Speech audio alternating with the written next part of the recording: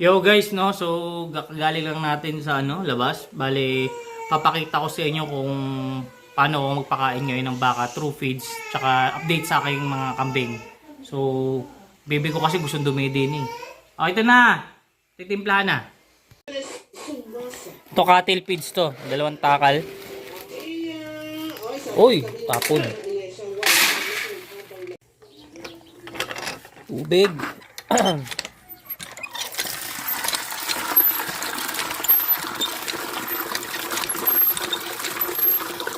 Tapos papalambutin lang natin, no, para madurog na yung feeds sa halu-haluin, tapos di-deliver natin doon. Dito po ang ating baka. Oh, yun, kumakain pala siya. Na, ere. Yan.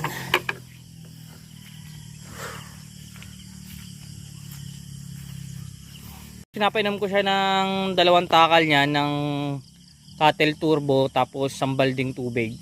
Umaga hapon. Tapos pag sa tanghali naman, asin lang. Isang balde din, may konting molasses. Bale, yan yung tatry nating technique ngayon. Sa mga 3 months to 4 months natin katry kung maganda bang epekto niya. So, cattle turbo muna, huwag munang iba. Yan siya guys. So, matakaw naman. Medyo magastos lang kasi yung cattle turbo, medyo may presyo. Parang ang isang sako ng cattle turbo ngayon, pasensya na hindi masyadong kita. Parang 1,150 ang isang sako, 50 kilos niyon, not bad na. So hindi naman siguro mauubos yun ng isang buwan. Tatry natin. Ito, lakas ng ulan kagabi. Buntis din to. Yan. Punta tayo sa ibang kambing. Bata pa to. Wala pa siguro itong mga 1 taon. Pero buntis na yan. Lakas, matakaw din. Mataba. Ito yung pinakamatanda ko ng baka, kambing. Simula 2021 pa to. Tapos nanganak ulit to. Ganda ng anak. Oh. Yan, 2021 ko pa to nabili. 9,000 pares sila. Tapos ngayon, marami na nakatay. Dami na rin nabenta. So ito, may bago siyang anak. Tapos punta natin yung isa pa, tsaka yung dalawang barakitok.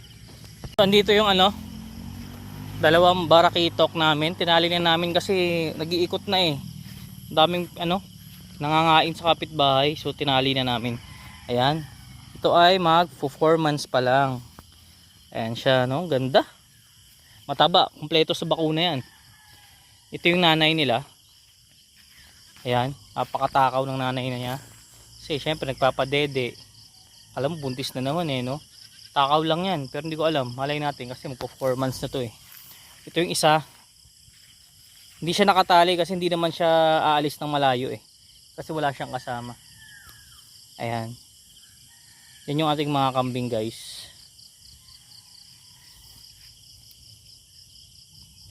So kung may questions kayo, no, comment lang kayo. Baka makatulong ako sa inyo sa pagpaparami ng kambing. Hindi man marami to, backyard lang, hobby lang naman. Sige, bye bye guys.